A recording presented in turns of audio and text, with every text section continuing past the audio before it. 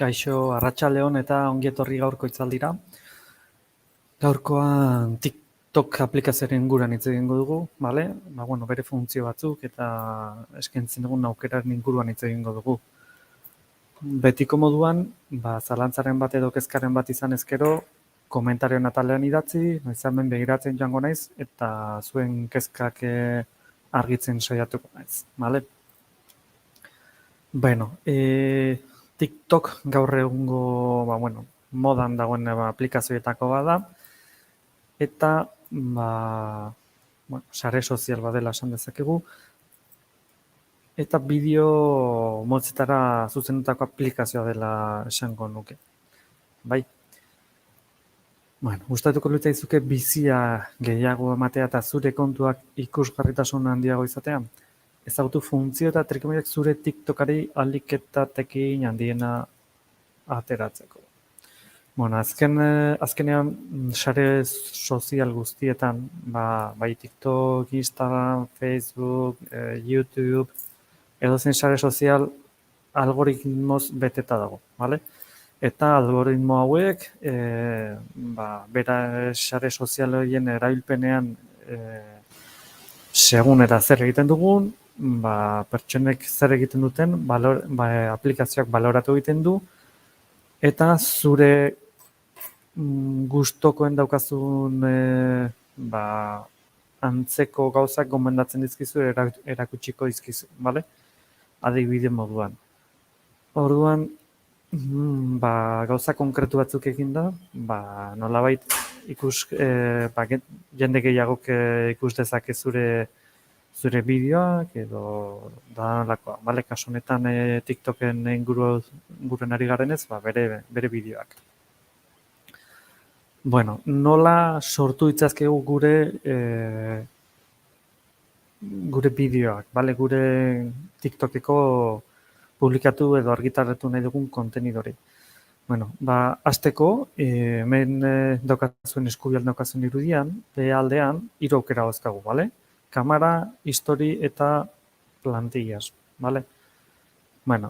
Horietako bat aukeratuko genuke eta ikusten duzuen bezala, argazki kamera antzeko aukera dauzkagu eta eskubialdean badaukagu horre aukera ezberdinak, bale? Filtroak aplikatzeko edo abiadura aldatzeko, musika jartzeko, kasu honetan musika goikaldean izango dugu, bale? Atal honetan, abiaduraren inguruan hitz egingo dugu, beraz, TikTok irikitzen dugunean hasialdean, beste pertsonaten TikTok bat agertuko, history bat edo agertuko litzateke, eta bekaldean ikono ezberdinak dauzkagu. Bealdean, erdialdean dagoen botoia sakatu genuke, plus bateko simbolo horrekin daukana, eta hori sakatuta gero eskubil daukagun irudi hori edo atal hortara pasatuko ginateke. Orduan, bigarren pauso horretan bideoa, grabatu nahi dugun bideo horren abiadura aukeratu genuke, filtroak eta nahi baitugu ere bertan aukeratuko genituzke filtroiek, bale? Grabatzen hasteko botoi gorriari eman, grabatzen hasiko litzateke, eta kasu horretan denbora amaitzen baldin badugu bukatutakoan automatiko geratzen da, bestela botoiari berriro sakatu eta momentu horretan grabatzeari utziko dio, bale?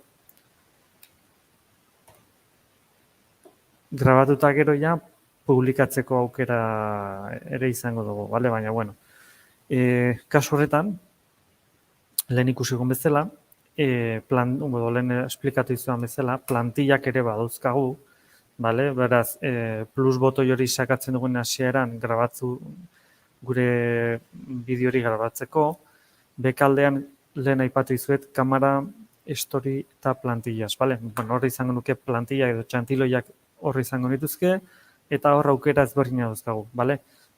Hori, txantiloi bat zer da? Efektu konkretu bat edo diseinu konkretu bat badaukagu, eta diseinu hori gure elementuekin kombinatuko genuke antzeko gauza bat lortu alizateko, baina gure irudiekin. Kaso honek ez dauka misterio handirik. Txantiloiak edozein programatan, azken guri lan aurrezteko gauza bat izaten da, bale? Diseinu konkretu bat aplikatzeko eta pertsonatek baino gehiago edo dokumentu baten baino gehiagotan diseinu berdina izateko. Bueno, QR kodea nola sortu? Azkenean, edozein sare sozialetan, eta TikTok ez da sekzio bat zentzu horretan, interesatzen zaiguna da, jendeak ikus dezan gure irudiak, bale, kasu honetan, gure bideoak. Eta, geroz eta jende gehiago ikusteko, zer egin behar da? Gure materiala zabaldu, bale? Geroz eta jende gehiago ikusi, geroz eta hobe. Eta nola zabaltzen dugu? Aukeretako bat izaten da, gaude ikusten duen pertsonak bere sare sozialen bitartez partekatzea eta horrela jendea erakartzea gure irudietara. Baina beste aukera bat izaten da gure QR kodearen bitartez. Beraz, guk QR kode hori sortzen dugu eta jendeak QR kode hori ikusitakoan bere telefonoarekin kodigoa eskaneatu eta zuzenean gure TikTok kontura eramango dio, bale? Orduan, nola lortu dezakegu gure QR kode hori? Bueno, hasteko gure profilera joango ginateke, da hasierako pantailatik behaldean daukagu, bale? Profila, eta pantaila horretan, goikaldean eskualdean, menuko ikona daukagu. Beraz, hor sakatu eta menura sartu eta gero, horri izango genuko aukera bat, bale? Nire QR kodea. Beraz, hor sakatu eta eskubidean daukagun irudiaren antzeko gauza bat ikusiko genuke gure QR kodearekin. Eta hori da gero partekatuko genukena, bai WhatsApp bidez, bai Instagram edo beste sare sozialen bitartez, gure kontaktuetara bialiko genuke, beraiek ikus dezaten, hau era berean nahi izan ez gero edo badute beste beraien kontaktuetara bidali eta horrela nolabait zabaldu egiten da. Bueno, iruzkinen itzultzailea, bale? TikTok itzultzaileak gehitzen du, hizkuntza ezberdinetara, kasu honetan 38 hizkuntzetara, bale? Eta TikToka ikusten gaudenean, horri izango dugu aukera, bale? Irudian ikusten zen bezala, traducir, denunciar, copiar, bale? Traducir eman duke, bale? Itzultzeko, eta listo, bale? Aukera horiek agertzeko, segundu baten bitartez sakatu, bale? Mantendu eta agertuko litzateke bertan, bale? Nahiko simplea da kasu honetan. Bale. Bueno, eduki jakin bat saiestu, bale? Bueno, dauzkagun edo munduan sortzenen TikTok guztietatik danetzego gustatzen, danetzego interesatzen, bale? Lehen aipatu izan bezala, sare sozial gehienak eta bai interneteko mundu orokorrean, nolabait formula batzuk erabiltzen dituzte, eta ze formula edo zer baloratzen da formula horietan, guk erabiltzaileok egiten ditugun gauzak baloratzen dituzte, bale? Eta horren arabera formulak maitza bat emango luke eta maitza horren arabera sistemak gauza batzuk gomendatzen dizkigu edo beste batzuk, bale? Beraz, agertzen zaizkigun TikTok hauetatik zer gustatzen ez bazaigu, aukera hau daukagu adierazteko ez zaigula gustatzen edo ez zaizula interesatzen, bale? Eta horrek gero sistemak, kasu honetan TikTok, kontuan izaten du zer gomendatzeko kontuan izango du guk gustoka izan dugun edo ez, bale? Beraz, TikToka ikusten gaudenean, sakatuta mantendu, bale? Eta menua agertuko zaigu, irudi horretan agertzen den bezala, eta hor dauzkagu aukera ezberdinak. Adibidez, bideoa gorde, añadir favoritos, denunciar, no me interesa, vale, ba, bueno, no me interesa, ez zait interesatzen sakatu genuke, eta, ba, ez liguke berriro hori erakutsiko, vale? Beste gauza bat, erabili beste TikTok baten soinua edo efektua.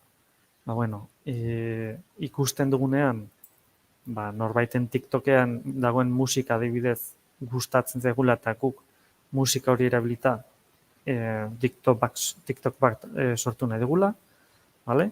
Ba, bueno, TikToka ikusten dugunean, informazio hori ze musika erabiltzen dagoen behealdean izango dugu beti, vale? Ba, bertan sakatzen balin badugu, hurrengo pantailara pasako litzateke, hemen eskubideen daukazen irudian bi irudi bat egin dadia, vale? Odon ezkerraldean pertsona agertzen den irudia TikTok izango litzateke, eta musikako ikonoan edo beste ikonoan sakatu ezkero, ba, beste bigarren pantaila hori kargatuko luke. Vale? Bigarrengo pantaila horretan, hor ikusten zuen botoi gorrixka bat, vale? Usarreste efektu, edo, bueno, kasu honetan ez da efektu bat, musikaz ari gara, baina gauza bera, vale? Musikan klikatu ezkero, musika jarriko luke, eta automatikoki nolabait musika hori aukeratzen du, eta TikToka grabatzeko aukera ematen dugu. Vale? Efektuekin gauza bera, baina musikako aukeran sakatu ordez, efektukoan klikatuko genuke, eta efektu hori aplikatuko genioke gure hurrengo TikTokeko bideoari edo, bale? Orduan, bai musika edo bai efektu aukeratu ezkero, hor ja grabatzen hasiko gineateke gure hurrengo bideoa. Eta automatiko hori ja aukeratutako bideoa edo soinua bertan izango litzateke. Bueno, sare sozialen arazo bat, edo interneteko edo teknologian arazo bat, ba, tresna hauen erabilpenak daukan eragin bat izango litzateke, bale? Eta da, adikzio bat azkenean. Ordu asko pasatzen ditugu bai tresna hauekin, bai sare sozialekin, eta ba, kasu batzutan beharrezkoa izaten da, baina beste askotan ez da beharrezkoa. Eta beharrezkoa ez den erabilpen hori ba, geroz eta handiagoa da, eta ba, pixkat hori kontrolatu izateko edo, ba, TikTok badauka tresna bat, nolabait guk aplikazioaren erabilpena ba, kontrolatu izateko, bale? Berez, okerrez banago, ez dago aktibatuta, beraz, edo hau, lehenengo funtzio hau aktibatu egin barra daukagu, bale? Eta horretarako, ba, beti bezala, profilera joango ginateke, ondoren menura, eta menu horretan, kasu honetan, doikuntzak eta prioritasunako aukera horretara joango ginateke. Eta eskaintzen dugun aukera ezberdinetatik eguneroko denbora pantailan izango genuke, bale? Orduan, gero hor pantaila denboran atsedenaldiak eta ba, irudietan ikusten duzuen bezala bi grafika edo eskaintzen digu, alde batetik erabilia denbora, bestetik zenbat denbora ondan aplikazio irekita, hau da zenbat aldiz ireki den, zenbat denbora pasa dugun aplikazioa irekita ba, egun horretan edo aste horretan, bale? Orduan, honekin ikus dezakegu ba, aplikazioarekin pasa dugun denbora gehiegizkoa izan den edo ez, bale? Hemen bakoitzak baloratu beharko du ba, sare sozialetan, kasu honetan TikToken erabilpena gehiegizkoa izan den edo ez. Ez dago gaizki erabiltzea, baina egunean 8 ordu pasatzea TikTokeko bideoak ikustea, ba, oso logikoa ere ez da, bale? Baina, bueno, bakoitzak aukeratu barra daukamen egiten erabilpena. Eta, hau, ba, nolabait pixkat kontrolatzeko, egiten dugun erabilpen hori kontrolatzeko, ba, TikTok eskaintzen tresna oso baliagarri da hau. Bueno, bideoak hizkuntza jakinetan. Ba, beti bezala, doikuntzak eta pribatasuneko atal horretan, aukera asko dauzkagu, bai? Lehen, hau ikusi dugu, bale? Pixkat kontrolatzeko, erabilpena kontrolatzeko, eta kasu horretan hizkuntzak inguruan nolabait kontrolatzeko edo konfiguratzeko. Beraz, profilera joango ginateke, ondoren menura, eta menuan hemen daukagu hizkuntzeko aukera, bale? Menua nahiko luzea da eta atal ezberdinetan bezala dago kokatuta, kasu horretan hizkuntzeko aukera hau, edukia eta jardueretako atal horretan dago. Eta bertan daukagu hizkuntza aukeratuko genuke eta hor aukeratuko genituzke gogoken daukagun hizkuntzak, bale? Hor ere aplikazioak gauza kontuan izaten ditu, guri gauza bat edo bestea gomendatu ahal izateko, bale?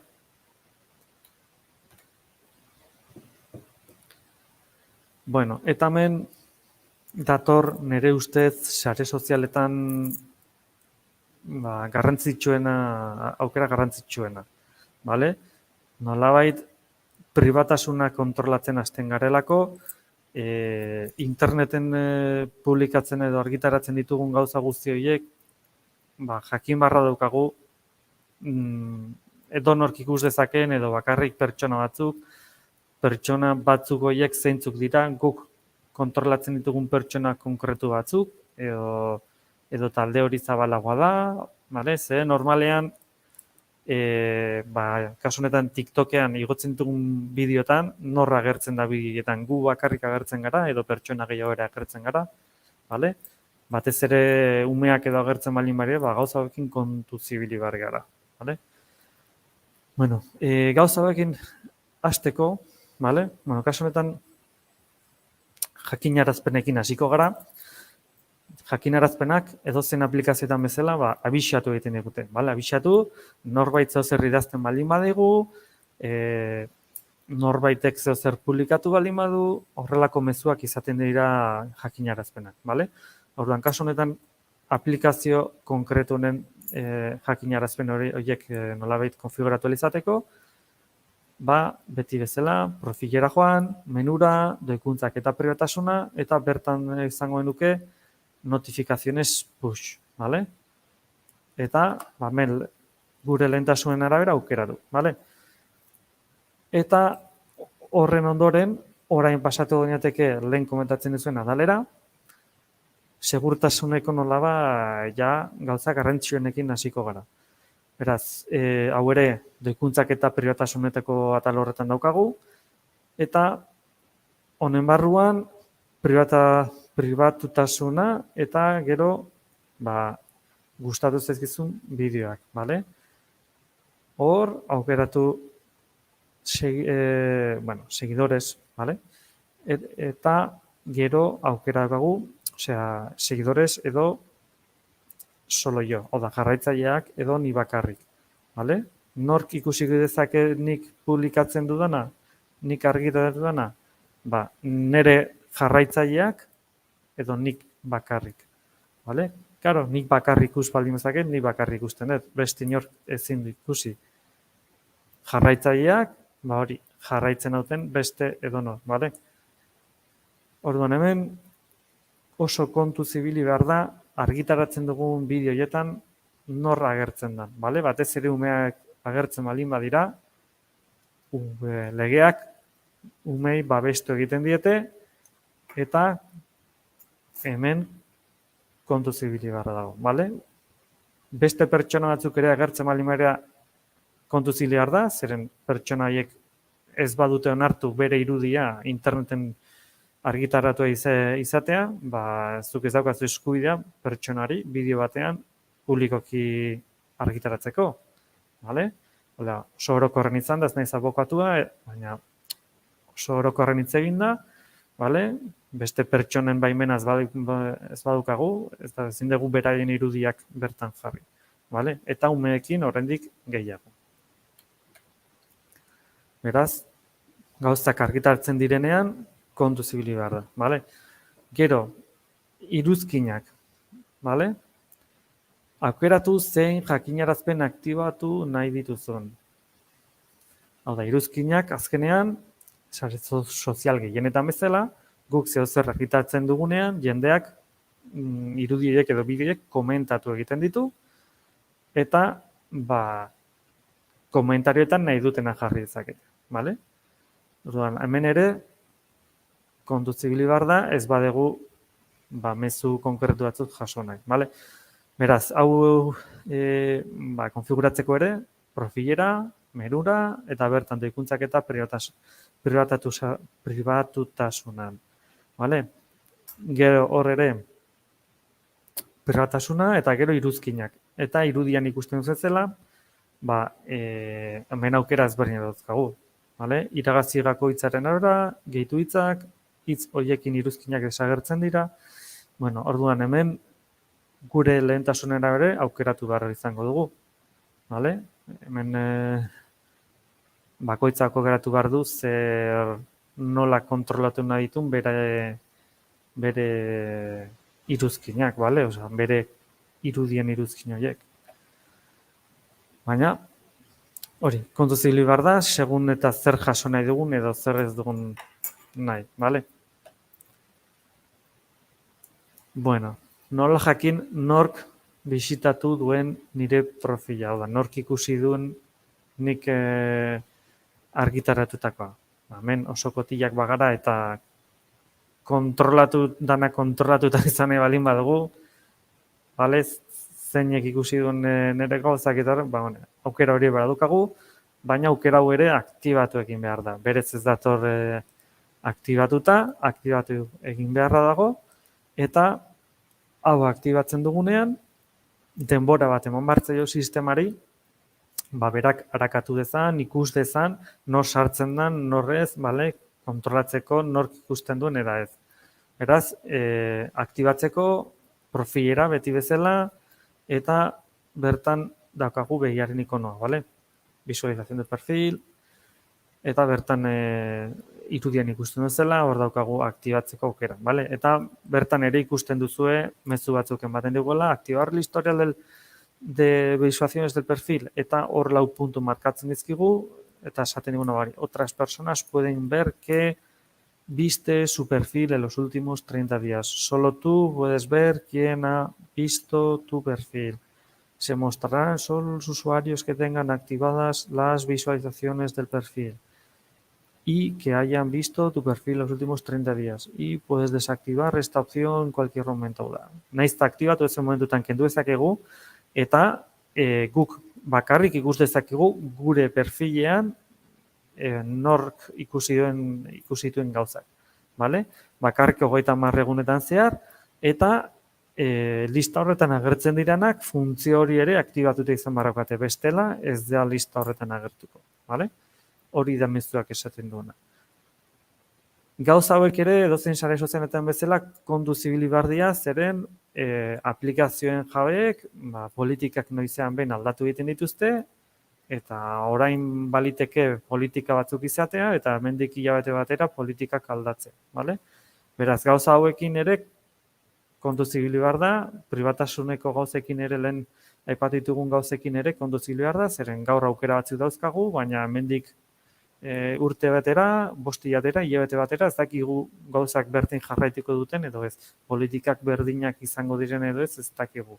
Vale? Beraz, gauza hauek, normalen gauza hauek aldatu egin behar dituztenean, aldez aurretik e-mail bat edo mezu bat jasotzen dugu, informazioa ematen, aldaketak zeintzuk diren esanez, eta hor guk aukeratuko dugu kasu egiten diogun edo ez badiegu kasurik egiten, esaten diogun, aplikazioaren nolabait esaten dioguna da, aldaketak onartzen ditugula.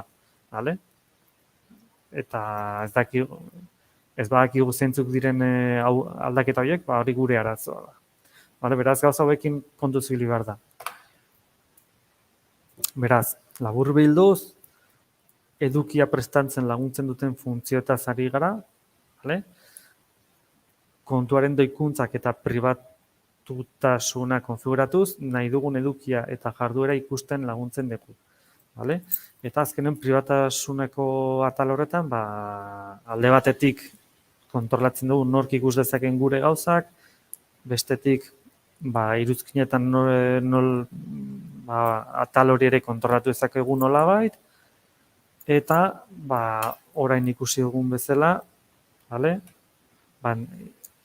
Kontrolatu ezakegu pixkat, nor sartzen den gure gauzak ikustera, bale? Baina, ikusten duzen bezala, eta irudian aipatugun bezala, hemen, sistemak berak esaten digu, lista horretan, hau da, gure gauzak ikusten pertsoneko lista horretan, bakarrik funtzioa aktibatuta daukaten pertsonaiek agertuko direla, besterik ez. Bale? Beraz, hau izan da guztia, bale? Mila esker, eskerrik asko gaurkoan gure hitzaldian egotegatik. Ikusten dudanez zarantzarik ez diazue idatzi, kezkarik balemango zuen idatzi mesedez, eta erantzuten saiatuko naiz.